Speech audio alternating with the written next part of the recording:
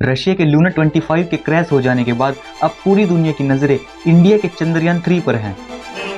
7, 6, 5, 4, 3, 2, 1, 0 +5 seconds. Chandrayaan 3 जो है वो इंडिया का तीसरा मून मिशन है। इससे पहले चंद्रयान 1 और चंद्रयान 2 लॉन्च किए गए थे, जिसमें से चंद्रयान 1 सक्सेसफुल रहा था और बदकिस्मती से चंद्रयान 2 हाफ सक्सेसफुल रहा था। लेकिन इन सब के बावजूद भी इंडिया ने अभी कुछ एक महीने पहले अपना तीसरा मून मिशन यानी चंद्रयान 3 को लॉन्च किया था और उसके करीब एक महीने बाद रशिया ने भी अपना मून मिशन लूना 25 करीब 47 ईयर बाद लॉन्च किया था। लेकिन चांद पर लैंड होने से पहले वो क्रैश हो गया, जिसके बाद अब करोड़ों इंडियंस और पूरी दुनिया की नजरें इंडिया और इंडिया के चंद्रयान 3 पर हैं। तो आज के इस वीडियो में हम यही जानेंगे कि चंद्रयान 3 क्या है और ये कैसे काम करेगा चांद पर जाकर, और सॉफ्ट लैंडिंग के बाद इसका क्या असर पड़ने वाला है इंडिया के फ्यूचर पर। तो चलिए आज की वीडियो को शुरू करते हैं। South African President Cyril Ramaphosa has wished Prime Minister Narendra Modi good luck as India counts down to its moon mission. Of course, we're tracking all the developments of Chandrayaan 3, its journey to the moon. It's reached closer to the moon on Wednesday, and the excitement has been building, of course. I'd like to congratulate India, particularly as you speak about the need for cooperation in space.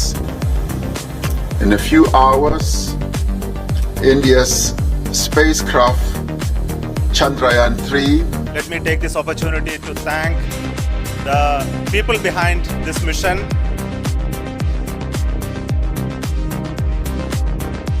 मैं आपको एक picture दिखाना चाहता हूँ। ये photo New York times ने निकाली थी जब इंडिया अपने मार्स मिशन पर था। इसमें दिखाया गया है कि इंडिया कैसे अपने गाय के साथ इलाइट स्पेस क्लब के बाहर खड़ा है और दरवाजे को नॉक कर रहा है, और इलाइट स्पेस क्लब के मेंबर्स अंदर बैठे इंडिया के मार्स मिशन की न्यूज़ पढ़ रहे हैं। इस पिक्चर में एक तरह से इंडिया के स्पेस एजेंसीज को क्रिटिसाइज किया गया था, लेकिन ये पिक्चर बहुत जल्दी बदल गई। जब इंडिया ने 104 सैटेलाइट को एक साथ लॉन्च किया था तब ये पिक्चर कुछ ऐसी थी। इसमें दिखाया गया है कि इलाइट स्पेस क्लब के मेंबर्स अब इंडिया के दरवाजे को नॉक कर रहे हैं अपनी सैटेलाइट्स को लॉन्च करने के लिए।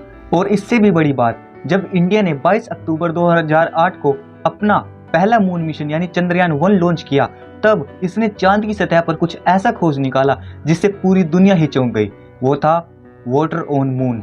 इसके साथ ही इंडिया दुनिया का पहला देश बन गया जिसने चांद पर पानी को खोजा था। इससे पहले ये काम किसी भी देश ने नहीं किया था। इंडिया का जो चंद्रयान 1 मिशन था वो एक इम्पैक्ट प्रोब मिशन था, मतलब इस मिशन में चांद पर लैंडिंग नहीं होती, इसमें चांद पर प्रोब को क्रैश लैंड कराना होता है।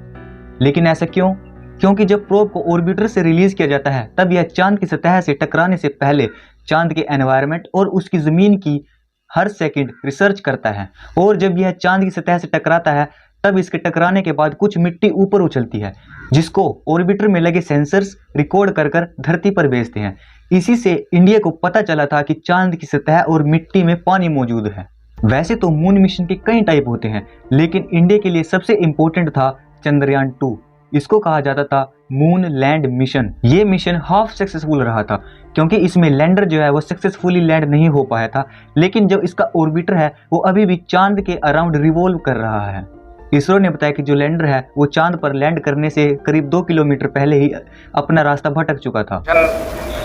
Control Center, Vikram lander descent was as planned and the normal performance was observed up to an altitude of 2.1 kilometer.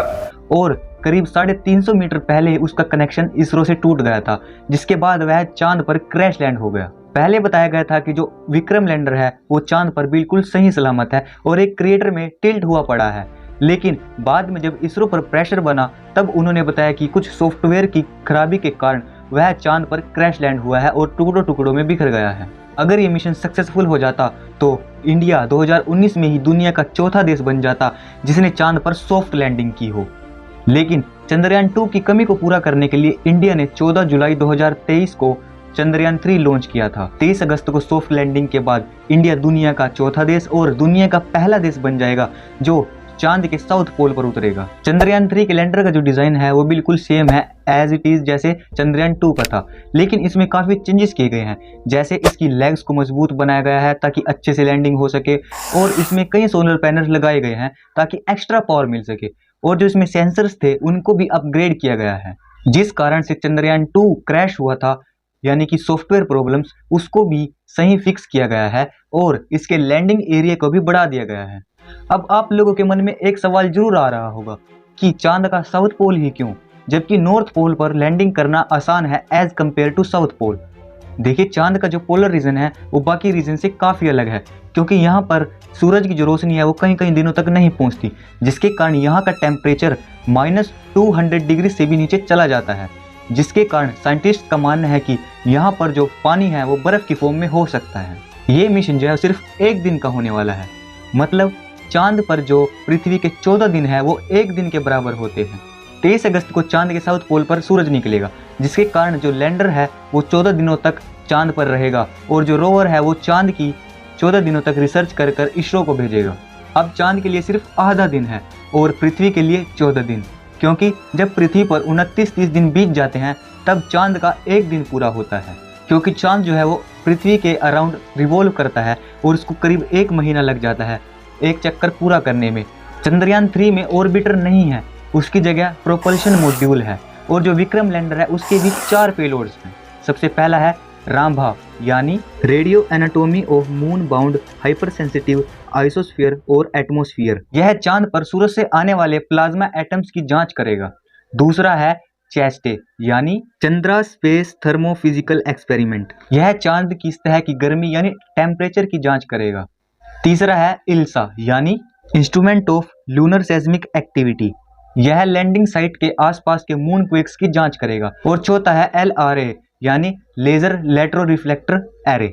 यह चांद के डायनेमिक्स को समझने की कोशिश करेगा।